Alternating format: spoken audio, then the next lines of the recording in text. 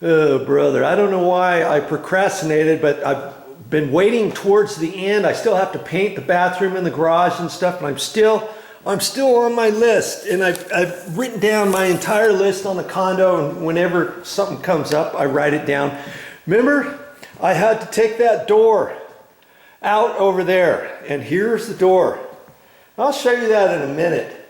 I just pulled that out away from the wall, and see, it's still connected. Let me get the light on. Let's see here. See, the gas line is still connected. I didn't turn it off or anything. I don't have to unplug it. And as I pulled it out, I cleaned everything back there, and I wanted to show you. See, I put it on these little carpeted pads, and the carpeted pads are for hardwood floors, and this happens to be a vinyl laminate floor. And see, I got them at the Home Depot, and that's what it was called: Move-Alls and Protect-Alls. And remember, I was telling you the plastic ones are for on the carpet, okay? And this is just a heavy neoprene, and then see, the plastic goes down on the floor. You lift something up and you put it on there, and oh man, this thing just slides nice and easy. Okay, not that way, that way. Lift your couch up, your bed up, whatever, put it on there, and away you go. And you see, use on carpet and hard surfaces. Not this one. Don't use this one for the hard surface. You might think, why not? It just slides. It'll just slide on there. But the thing is, it's going to mark. It's going to mark that, and that's why they have the carpeted little pads. Okay. So the carpet pads are not for the carpet. The carpet is for hardwood floors. The plastic ones are for the carpet. Okay. And so for me to pull it out, I just slid it out just an inch or two, and then I lifted up the front legs. I lifted that up, slid those on, and I was kind of tricky by myself. And then I could pull it out further. Then before I slid it all the way, see, you can't slide it out all the way, because then you've got your back feet could gouge into your floor, mark your floor, scratch your floor, whatever.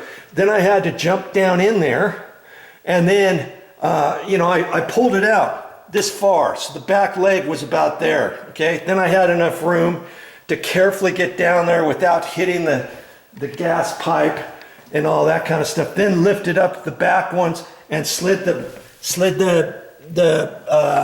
carpeted runners, and then I could pull it out further. As I pulled it out, then I swiveled it sideways a little bit so I could have enough room, because I can only pull this out so far. I don't want to disconnect it. I don't want to turn the gas off and undo that. Why mess with that if I don't have to, right? Okay, so then I got the door out, and let's talk about that now real quick, so you get the full Monty, the full idea of what I'm doing here. Okay, you remember this door had the hinges on the right. So it was like that, okay? Like that, with the handle over here. So what I was saying is, I'm going to take that off, and then there's two little pre-drilled holes on the side of the face frame. And this one actually, there's only one screw to put that in. Okay, like that. And so see, I'm going to flip this upside down like that. So my hinges are on the left-hand side. Okay, then I'll screw it in. Follow? I'm trying to stay out of your way. Okay, I'll screw it in so that I can pull it to the right. And that's what I was saying. Okay, now I'll have to take the door knob and drill a hole up here to match exactly where it is there, so it matches these other ones, okay? And I'll drill that and put the handle up here, so you don't have to reach down there, because that would look funky anyways. And then I'm gonna have a hole there, and I've got my putty stick, and here's my little putty stick, and I'm gonna fill that hole up with the putty stick. In fact, that putty stick was almost the right color, because when I installed the little trim under there, I pre-drilled some holes and took some long nails and found where I could nail that in, and then I used the putty stick. And the putty stick, it's not exactly perfect, okay? You're not going to find something exact, but it's going to be close enough. Plus, it's down there at the bottom. When I get all done and I were to say, okay, I've drilled one hole and put putty stick in it on one of these cabinet doors, can you tell me which one? And it's going to take a while for somebody to find it, okay? So that's what I'm in the process of doing, and I'll show you what it looks like when I'm done. Hey, now once you have the stove out, take this as an opportunity to wipe that all down. I wiped off the side, I cleaned off the other side here, and I've got that all nice and clean, so when I put it back in, at least it'll be clean for a while. You know, had all kinds of dog hair underneath there and all kinds of junk. Okay, so I'll show you in a minute what that cabinet door looks like, okay? It'll be fine. Oh, one other thing. You see this whole, the other reason, you might have said, well, hey, Joe, just leave the cabinet door, don't worry about it. Look at these lazy Susans. That takes up this whole area. Well, the door, you're only going to be able to open up the door about yay far. About like that is my guess. They can at least reach in there, put something here, slide it over, put something here, slide it over.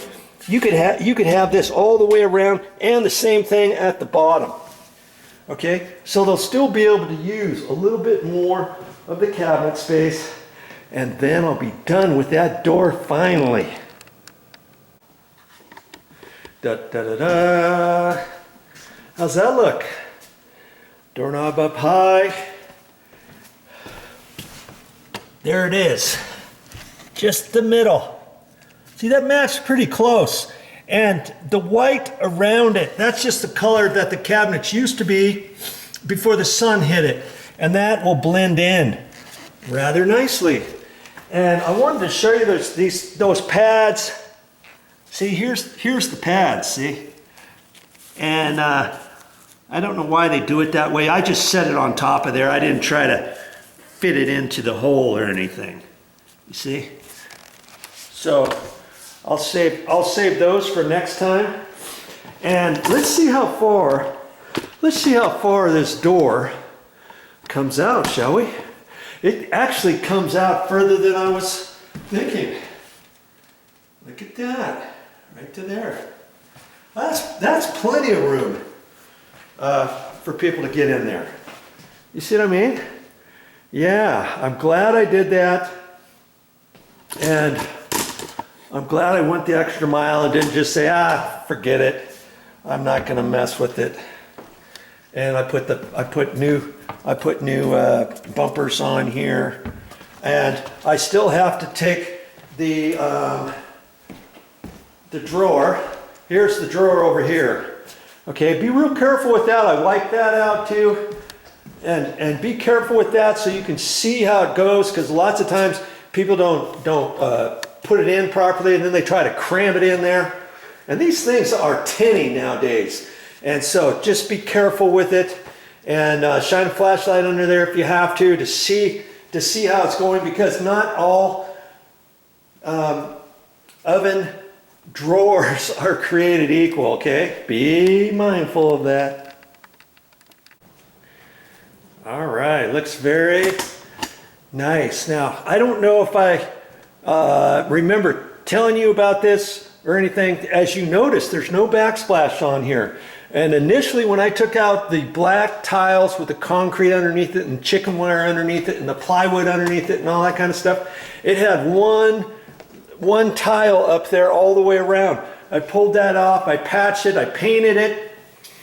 Before we installed the new countertops, always with my thinking was that I was going to be the one to decide to put the backsplash up. I was going to make videos of that. I've never done that before, and now, since we've decided to sell the condo, Mommy's decided to sell the condo, I thought, nothing doing. I'm not going to put the tile up there because the tile that I picked out might not be the same type of tile that somebody else might like when they come in here. And so we told the realtor, we told the realtor to explain that to the new owner, the projected new owner, and they can decide on their own to install whatever type of backsplash they want.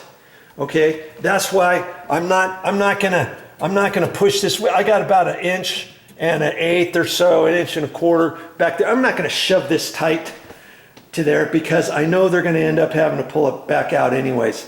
Okay, and so I'm just gonna leave it like that. And the next owner, they'll be the ones to install that. And like I said, the last person had the tile from here up to there, and that's it. And they stopped right here, and then they started again here, boom, boom, stopped. And they didn't even have anything on the back. And I would always recommend you having even if you decide to just put a full tile here, let's say, and leave drywall up above, I would still recommend from where the stove is, above where the either you have an exhaust hood above the stove or a microwave such as this. This is a convection oven microwave combo. You can get those, and that works pretty good. I would have a full piece right here, full tiles, a different design, or you can go with full quartz counter, the same stuff all the way, or you could get counter quartz like that all the way across here. Well, however they want to do it, okay?